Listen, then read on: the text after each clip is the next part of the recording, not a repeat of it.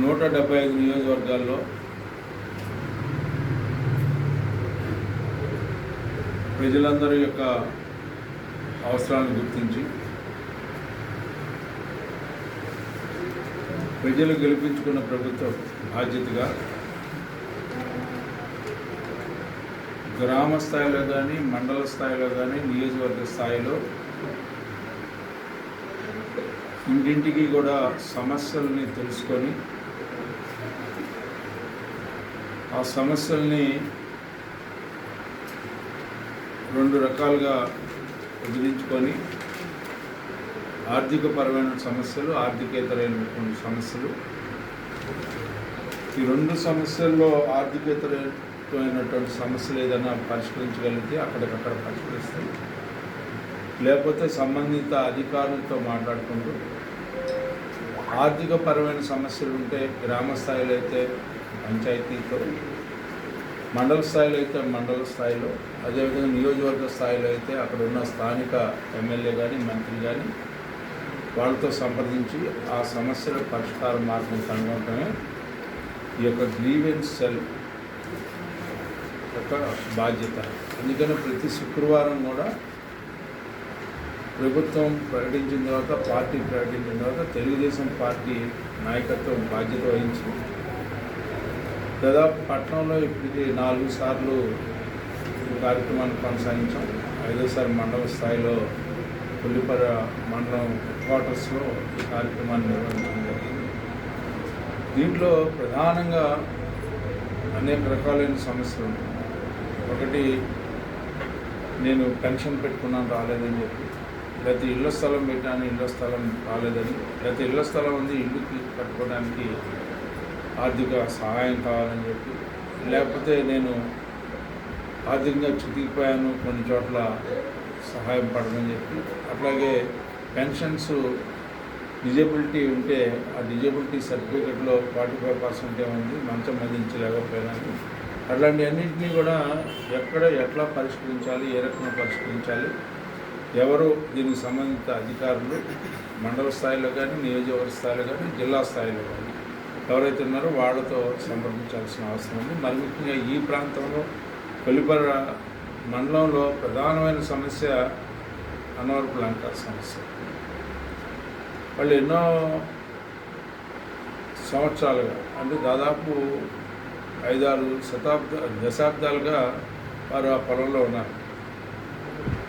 అది సొసైటీ భూములు. ఆ రోజున ఆల్పాటి ధర్మారావు గారు ఆ భూముల్ని రైతులు ఆక్రమించిపోతే దాన్ని అధిగమించి అక్కడున్న ఎవరైతే శ్రమజీవులు ఉన్నారో, దళితులు ఉన్నారో వాళ్ళకి ఆ భూములు పట్టాలు సొసైటీగా ఏర్పరిచి ఆ సొసైటీలో వీళ్ళందరినీ సభ్యులుగా చేర్చడం జరిగింది. ఎన్నో ఏళ్లుగా ఈ సొసైటీలో సభ్యులుగా ఉన్న వాళ్ళు తరాలు మారిని దశాబ్దాల తర్వాత కూడా వాళ్ళ బిడ్డలో ఉండటం జరిగింది. వాళ్ళకి పట్టాలు ఇప్పించడం జరిగింది. ఆ పట్టాలు ఇచ్చేటప్పుడు 1 సంవత్సరం పాటు పట్టా ఇవ్వటం జరిగింది. ఆ పట్టాను రెన్యూల్ చేయించుకోవాల్సిన అవసరం. వాళ్ళకి ఆ రోజున నష్టం జరిగితే ఆ నష్టానికి నష్టపరిహారం కూడా ఇవ్వటం జరిగింది. ఈ మధ్య ఏదైతే ఇది రైతులకు సంబంధించినటువంటి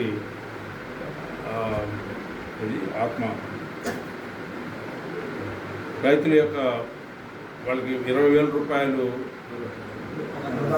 అన్నదాత సుఖీభావ కింద 20,000 రూపాయలు కూడా వాళ్ళకి రాష్ట్ర ప్రభుత్వానికి సంబంధించి వచ్చింది. అంటే రైతులుగా కొనసాగుతున్నట్టుగా వాళ్ళని గుర్తించటం, వాళ్ళకి రైతులుగా వాళ్ళకి ఏదైతే ప్రభుత్వం తరఫున, రాష్ట్ర ప్రభుత్వం తరఫున 2 వాళ్ళు కూడా 5,000 రూపాయలు రావడం జరిగింది. ఈ రోజు కేంద్ర ప్రభుత్వం నుంచి రావట్లేదు. అంతేకాకుండా వీళ్ళకి వేరే విధంగా లోన్స్కి వెళ్ళాలంటే లోన్స్ రావట్లేదు. నదీపట్నం అనే నదీ లోయలో ఉంది. అంటే ఈ వాటర్ ఇనండేషన్ అవుతుంది. మునిగిపోయే పొలాలుగా గుర్తించి వీటిని సాగు చేసుకున్నా కూడా సాగు పొలాలని గుర్తించకుండా ఉండటం అనేది చాలా చాలా బాధాకరం. నేను సబ్ కలెక్టర్ గారికి చెప్పాను, అనేక తడవలు చెప్పాను. మరి వారు రెవెన్యూ రికార్డ్స్లో ఈ రకంగా ఉండటం, దాన్ని పర్సనల్గా వెరిఫికేషన్ చేసినా కూడా అక్కడ వ్యవసాయం జరుగుతుందో లేదో కూడా సబ్ కలెక్టర్ గారికి తెలిసింది. ఆయన కూడా ఎంఆర్ఓ గారికి తెలుసు ఇక్కడ జరుగుతుందని చెప్పి, గ్రామ స్థాయిలో విఏఓలకి విఆర్ఓలకి తెలుసు. ఎవరు చూసినా కూడా ఈ యొక్క భూములు వ్యవసాయం చేసుకునే భూములు అనేది చాలా స్పష్టంగా తెలియజేయడం జరుగుతుంది. గతంలో పట్టాలు ఇచ్చాం, పోయిన ప్రభుత్వంలో కూడా లాస్ట్లో మళ్ళీ పట్టాలు ఇవ్వడానికి ప్రయత్నించారు లేని వాళ్ళకి కూడా. ఈ ప్రభుత్వం వచ్చిన తర్వాత వాళ్ళకి ఈ యొక్క ఏదైతే అన్నదాత సుఖీభావ కింద కూడా డబ్బులు పట్టడం జరిగింది, కేంద్ర ప్రభుత్వం రాలే. కానీ నేను అనేది ఏంటంటే దాన్ని పట్టాలుగా గుర్తించి పట్టాలు ఇవ్వాల్సిన అవసరం ఈ ప్రభుత్వం మీద ఉంది. సబ్ కలెక్టర్ గారు బాధ్యతగా దాన్ని విశదీకరించి విశ్లేషణ చేసి వాళ్ళకి ఇమ్మీడియట్గా పట్టాలు ఇప్పించవలసిందిగా ఈ సందర్భం కోరుతా ఉన్నాను.